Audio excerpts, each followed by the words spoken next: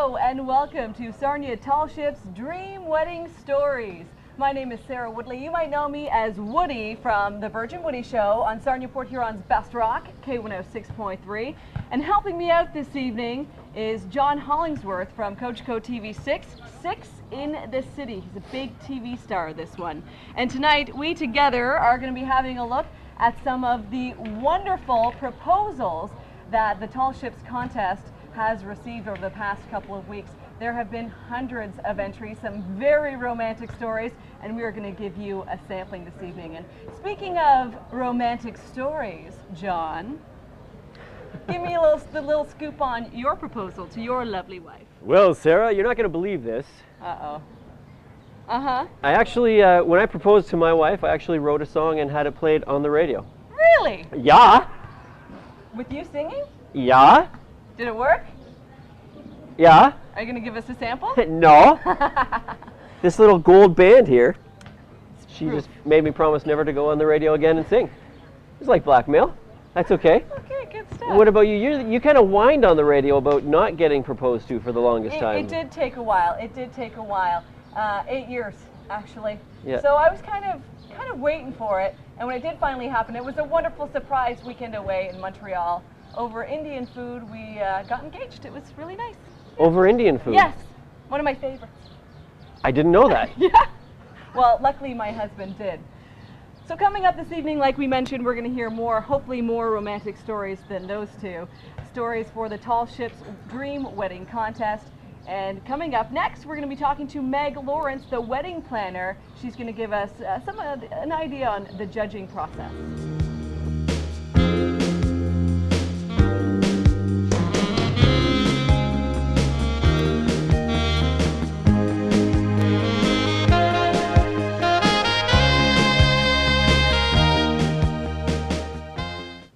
Welcome back to Sarnia Tall Ship's Dream Wedding Stories. We're here this evening at Stokes Bay Grill and Bar to give you a sampling of some of the awesome proposals that we've received for this contest. Remember, we're giving away a dream wedding aboard a majestic tall ship during the Tall Ships here at Sarnia Bay, August 21st to the 24th. Now, we know we're going to hear some of the fabulous proposals coming up, but first we want to find out a little bit about the actual wedding itself and the judging process. So with me right now I have Meg Lawrence. She's the event coordinator for the Tall Ships, and she's also the wedding planner. Just like J-Lo in the movie, we're going to call her M-Law. Okay, M-Law, tell us a little bit about the wedding. Well, it's going to be fantastic, Sarah. We have just a fantastic night full of prizes. They are going to we're going to give away a $10,000 wedding, hair, makeup, dress, limousine, photography. It's going to be a fantastic night, and one very lucky couple will win a fantastic wedding. Excellent. And of course, aboard the Tall Ships, you couldn't ask for a more romantic setting. Very true. Entries, you've got lots of them. How many entries did you receive approximately? We're looking at about 200 entries. Wow. From all over, Sarnia, London, Kitchener, Toronto, even as far as Alberta, actually. Oh, wow. And how do we decide? There's so many. We're going to whittle things down to 3 finalists. How is that going to happen? What is the judging process? Okay, well, every single proposal was romantic in their own way. What we're going to do tonight is whittle them down to 3 proposals, and we're going to have a panel of 3 judges, and we're going to give each proposal points from a point system, either 10, 20, or 30, and from that we will narrow it down to 3, where the public can come and judge their favorite proposal. That's right. You're going to be able to log on to www.tallshipsarnia.com right now if you want to. Check out the proposals, the final 3, and make your vote. And the winner is going to be announced live on the Virgin Woody Show on K106.3 Thursday, June 5th. Thank you very much, Meg, M-Law. And good luck with the wedding. It sounds like it's going to be absolutely fabulous. Thank you very much, Sarah. And coming up in just a sec, we're going to get to those proposals.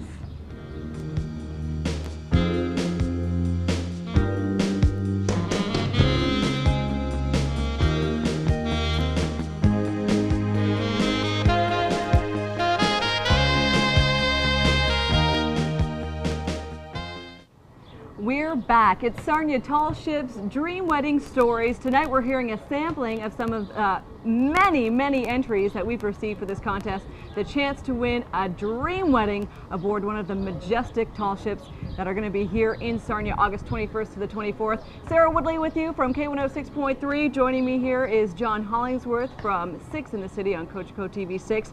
And we are going to read our first proposal. Now, our first proposal that we have this evening is from Tejas Raval to Rupa. Now, unfortunately, they couldn't be here this evening. So, John, you're Tejas, I'm Rupa. How did you propose to me? Don't you remember? Okay, and now for a dramatic reading of the Tejas and Rupa proposal.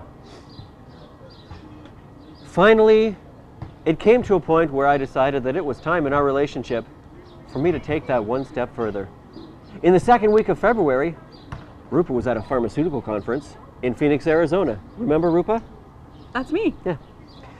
I hadn't seen her for almost 2 weeks before that, and we were both upset that we would be spending Valentine's Day so far apart. So I spoke to my boss and was given some time off to go and fly down to Phoenix to surprise Rupa for Valentine's Day. February 14th came and I excitedly drove to the airport, got on the plane and headed down to Phoenix. Rupa had no idea I was coming. At the hotel, I showed up at her hotel at around 3 p.m. I asked the concierge to call Rupa's room and tell her that she had a visitor downstairs waiting for her in the lobby. Rupa came down still in her work clothes and was so shocked to see me. I had a bouquet of a dozen red roses in my hand. We kissed. I wished her happy Valentine's Day. She started to cry. Then I escorted her outside where I had arranged a 12-seater black stretch limousine to take us for a romantic tour of the city. Rupa, still dressed in her work clothes, was still in shock. I had arranged for the limo driver to drive us around the city for about an hour and then finally drop us off in the desert. Starting to sound a little bit scary. This was where I had arranged a romantic private 8-seater hot air balloon ride for Rupa and me to fly right to the middle of the Arizona desert. Rupa was in a complete awe over all the arrangements I had made. We got into the hot air balloon and took off. While we flew, I had also arranged for a French chef and crew to follow us by van on the ground. Good going, Tejas. Yeah, this guy's putting us all to shame. They rolled out the red carpet from the balloon where they set up a table with linen, champagne, silverware, dressed to the T, and prepared fresh French food. Fresh French food. Fine. For us right in the middle of the desert. It was so peaceful, serene, so romantic. Rupa and I watched the sunset of the Sonoran Desert, nibbled on our food, and sipped our champagne. After the sun had set, at that point I got down on one knee, took out the ring I had in my pocket since morning, and asked her to marry me. The tears started streaming heavily down her face. She said yes. I think she said yes 3 or 4 times, yes, just to make sure yes, I would know. Yes. Yes.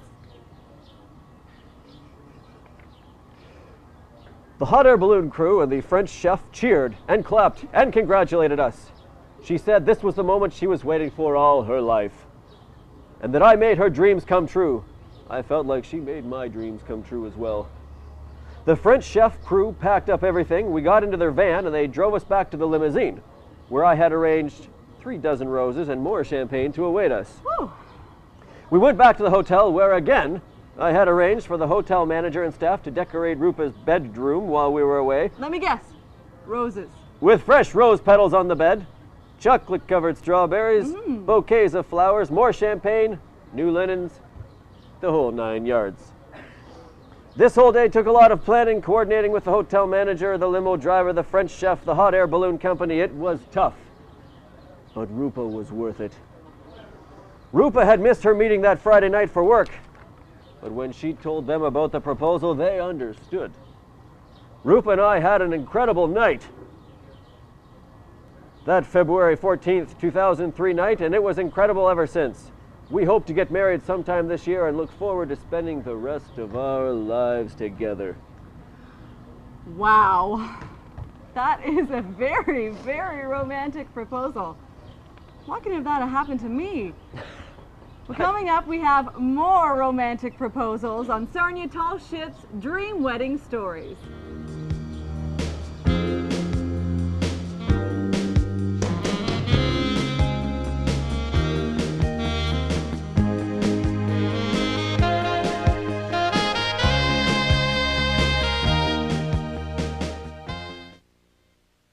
At the gateways to cities and towns across the globe, a familiar gear wheel signals.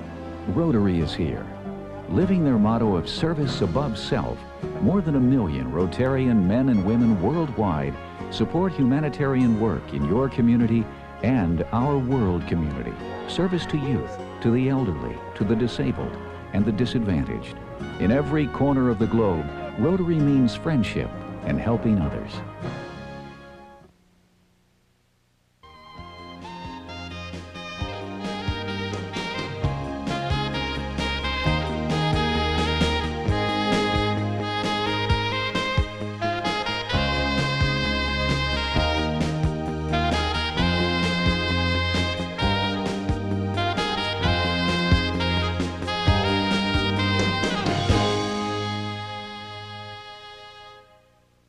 Welcome back. My name is Sarah Woodley. You might know me as Woody.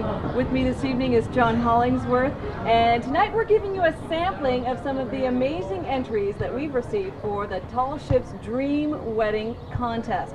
Now, if you log onto the website www.sarniatallships.com after the show, you're going to find 3 finalists there, and you can make your vote for who you think should be the winner. And on Thursday, June 5th, we're going to be announcing the winner on the Virgin Woody Show on K106.3. Now, with us this evening, we have just a sampling of a few of the very romantic proposals. And to read their proposal, Robin and Art Shepard are here this evening, and Robin entered the contest. So Robin, you are going to be reading the proposal this evening. Okay. Welcome. Thank you. The year 2003 marks the 20th year of an extraordinary relationship. In 1982, I met my husband. We had both registered with a dating agency and had the photos of 5 gentlemen placed before me. I was to choose my first, second, and third choices. I have a love of knitting, and in one of the photos, the gentleman was wearing a bulky homemade sweater. I decided that any guy who would wear a homemade sweater had to be my type of guy. He was my first choice and later became my husband. We started dating at the beginning of April, and by the beginning of August, we were engaged. In the evening of August 7th, 1982, my husband's birthday, the proposal was made in a candlelight dining room overlooking a harbor. During our meal, I had noticed my husband had been making gestures to the waitress several times and was becoming increasingly annoyed. When I questioned his actions, he denied them. But within minutes, the dining room staff entered the dining room carrying a cake lit with candles and sparklers. It quickly became evident that they were headed in our direction. As they approached our table with the cake, I remember feeling suddenly very foolish, realizing he had also made arrangements for his own birthday cake, and mentally kicking myself for not having thought of it. To my surprise, the cake was placed before me. The cake was decorated in red and white with 2 birds in a nest in one corner and 2 red hearts in the other. The cake read, "Robin, will you marry me? Love, Art." Feeling very startled and confused, it took several seconds before the message sank in, and when I looked up, an open ring box sat on the table with a solitaire sparkling in the candlelight. My husband placed the ring on my finger and said, "Well, will you?" All the other patrons in the restaurant were singing "For He's a Jolly Good Fellow" and clapping. Because I lived in a very small community, it was decided to box up the cake and go tell my parents before someone else called them. Our wedding date was set for August the 27th the following year. At the time, I worked for a law firm in London, and on the 27th day of August, 1982, the courier arrived. What arrived was a bowl full of 12 white tea roses with a note that read, "Just a reminder that we have a date 1 year from today. Love, Art." Each month for the next year, on the 27th day, the courier would arrive at the office with my gift for the month. It became a much anticipated day each month at the office to see what the courier was bringing. Each month the gift would be indicative of the number of months left to the wedding date, with a note reminding me of the upcoming event. From proposal to wedding date, it was a year full of surprises, anticipation, and romance, and the beginning of a wonderful journey together. The last 20 years have been full of trials and tribulations, but have also been filled with love, laughter, and many memorable moments. I would love to give my husband another wonderful wedding day to celebrate our love and marriage, to renew our vows to one another, giving thanks for the last incredible 20 years, to have the chance to marry this wonderful man all over again, and to pledge our love to one another once again in anticipation of many more splendid years to come. Wow. Wow. Wow. That was incredible. Very romantic proposal. Art, you. Art, do the guys at work know how romantic you are? Not a bit. Not a bit. Maybe that's a good thing. Yeah, it was. Now, Robin, what did you think of a guy who would order his own birthday cake at a restaurant? I don't know what I thought about him. I just felt very foolish because I hadn't thought of it. Let's see. Well, excellent. Well, that was very romantic and very creative. Art, you got to give some guys some tips here. I mean, I could have used you 10 years ago. No, I tried. Have you thought about writing any books or anything? You know, how to get hitched? No? Not a chance, Like no. Getting Hitched Guide for Dummies or something? No. Well, maybe Once you was could. enough. Once was enough. Maybe you can look into that in the future. Of course, Art and Robin are hoping to win this contest so they can renew their wedding vows on the tall ships this summer. And it would be 20 years practically to the week, right? Yes. Perfect. Well, good luck and thanks for entering the contest. Well, thank you. We just might see you aboard the majestic tall ships August 21st to the 24th. Coming up, we're going to hear from Melissa Dunn and Albert Pilbeam on Sarnia Tall Ships Dream Wedding Stories.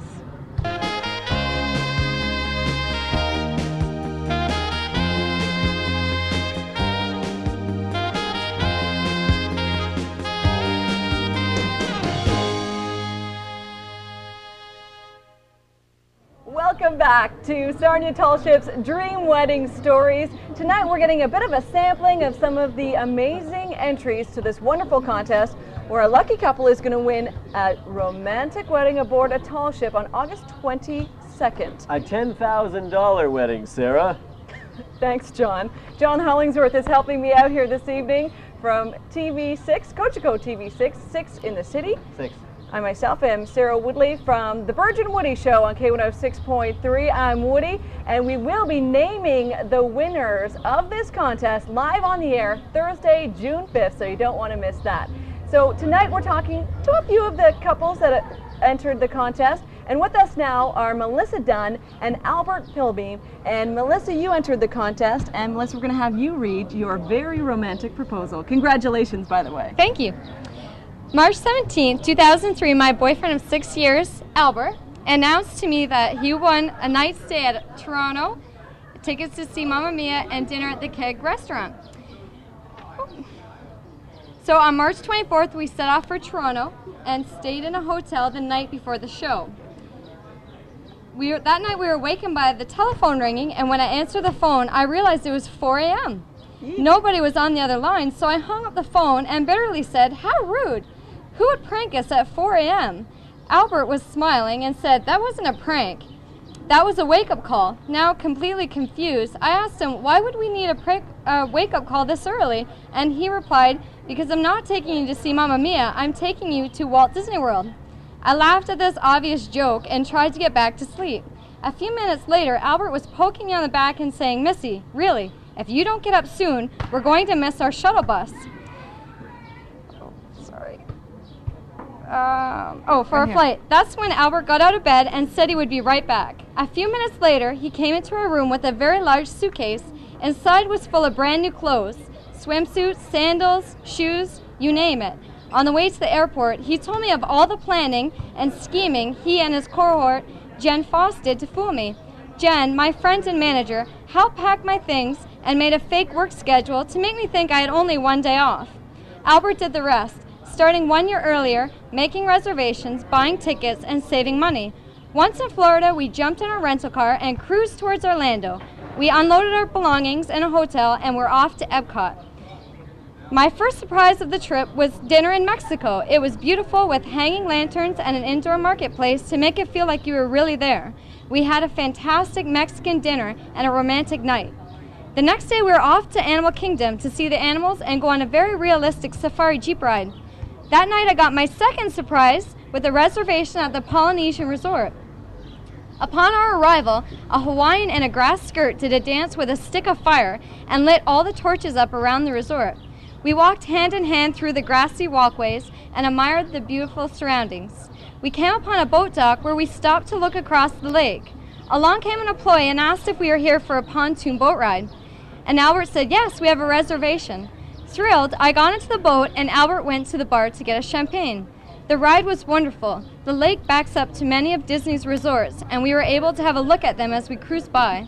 By nightfall, the driver parked the boat in front of Cinderella's castle, and it looked magical the way it turned all the different colors of the rainbow. Albert took out the champagne and popped the cork. He poured us drinks into Mickey Mouse wine glasses, and we toasted our beautiful relationship. Fireworks started over the castle, and he stood me up, and we watched the fireworks with his arms around me. He then got on one knee and asked, "Will you marry me?" I was so glad our time had come, and he did it with so much thought and love. I told him yes, and we held on to each other for the remainder of the fireworks. Back at the resort, we were greeted by Hawaiians, we were given leis, and escorted to the Polynesian luau dinner show on the beach, a perfect dinner and show to end a perfect night. The rest of the trip went by like a whirlwind, with horseback riding, a day at the ocean, several elegant dinners. Every day he had planned a surprise reservation and lavished me with gifts and love. This trip was the best experience of my life, and I know a life with Albert will be truly happily ever after. I'm teary. That was so nice. You were fighting the tears there, and so was I. That is so romantic, Albert. Thank you. My gosh. Albert, you rascal, you. You put other men to shame. Well, that wasn't the intent. I just wanted to treat her really well. So it was a lot of fun planning it too. It was good. I think you like her. A lot, yeah. Oh, excellent. Yeah, for life. Let me ask you this, Albert. Sure. What Disney character would you say she's most like? Some days Goofy. Careful. A lot of times Cinderella though. Yeah. She's the Cinderella. best of all. Yeah. And what about Albert? I would say he's Prince Charming. He's very charming. I didn't pay her to say that. But here's the big question. On your wedding day, whether it be at the Majestic Tall Ships or not, depending on if you win the contest, are you guys going to wear Mickey Mouse ears? Yeah, probably not. No. Maybe for honeymoon. Maybe. But yeah, maybe for the honeymoon, yeah. Well, we don't need to know that. Yeah. Well, great. Thank you guys very much, and good luck once again. If you want to find out who the finalists are, you'll want to log on to www.sarniatallships.com, and you'll be able to vote right online. And of course, we announce the winner Thursday morning, June 5th, on the Virgin Woody Show on K106.3. Stand by. More dream wedding proposals coming up after this.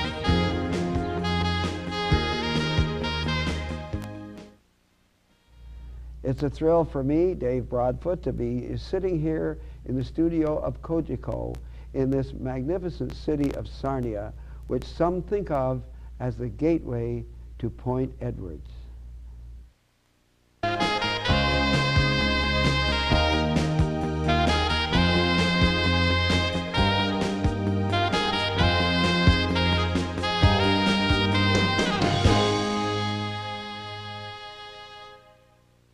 We're back, and welcome to the Sarnia Tall Ships Dream Wedding Stories, Part 4. I'm your host, John Hollingsworth from Cogeco's Six in the City, and this is Sarah Woodley from no particular destination. Hey, wait a second. I'm from the Virgin Woody Show on K106.3. Let me guess, you're Woody? Yeah. Oh man, oh, that's crazy. With us right now we have Justin Hayes and Jamie Bayshard, and they're gonna tell us the story of how they got engaged. Go ahead, Justin. Would you like me to read this now? I would love a dramatic reading of your proposal. I don't know if I could top your reading, but I'm going to give it a try, John. Okay, go for it, man. Okay. I would like to share with you a story about someone who came into my life and made it that much brighter. Her name is Jamie, and from the moment we met at Stokes by the Bay, I felt something very special, like I had never experienced before. When it came time to propose to her, I knew it had to be a very special day. It all started on Saturday, May 17th, 2003. We had plans to meet another couple for drinks. On the way to the restaurant, I had them call to say they would join us later in the evening. As we pulled into the parking lot, we noticed a horse and carriage waiting there. Jamie loves horses, so as I was parking the car, she jumped out to pet the huge Belgian horse. I winked at the driver to let him know we were the couple he was waiting for. He had said he had just dropped off some people and was heading back downtown. He asked if we were interested in going for a ride. We were so ecstatic, since it was our first time to ride in a horse and carriage. people driving by were stopping and waving, really taking notice of our old-fashioned transportation. As the horse trotted its way downtown, Jamie noticed a man in the bushes. To her surprise, she noticed that it was her father. It was then that Jamie realized I had planned this ride for her. At this point, I was a bit worried that she might realize what was in store for her this evening. I had to think fast, so I quietly whispered, "Happy birthday." Remembering it was the following Thursday, she replied, "Nobody has done anything so special for me," as a tear ran down her cheek. When we arrived at the prearranged restaurant, no plugs, I suggested we go up for a couple of drinks before returning to meet our friends. We sat at a table with a beautiful view of the river, the bridges, sipping on our wine and watching the sun settle in the west. Page 2. Our server announced that our dessert would be right out. That was my signal. This was it, my big moment, only seconds away. Jamie glanced at the dessert and instantly noticed the sparkling white gold princess cut diamond ring dangling from the dessert sugarworks. For the second time that evening, tears filled her beautiful brown eyes and then continued to trickle down her cheeks. I reached for the ring and went down on one knee and said, "Jamie, we've spent a beautiful day together, and there is nothing I would rather do than to spend many more days with you in the future. You are the most important person in my life, and I will always love you. Will you marry me?" As I looked up into her watery eyes, she said yes. We embraced as if we were one. Greg cracked open some champagne and filled our glasses. We continued celebrating, took some more pictures. Later on, I had planned for friends and family to join us at Stokes by the Bay for 9 p.m. I had also made arrangements for a dozen long-stem red roses to be placed on the same table where Jamie and I had met 2 years ago. As we entered the restaurant, friends and family greeted Jamie and I. She also noticed the roses I had placed for her on our table. Once again, she was so surprised.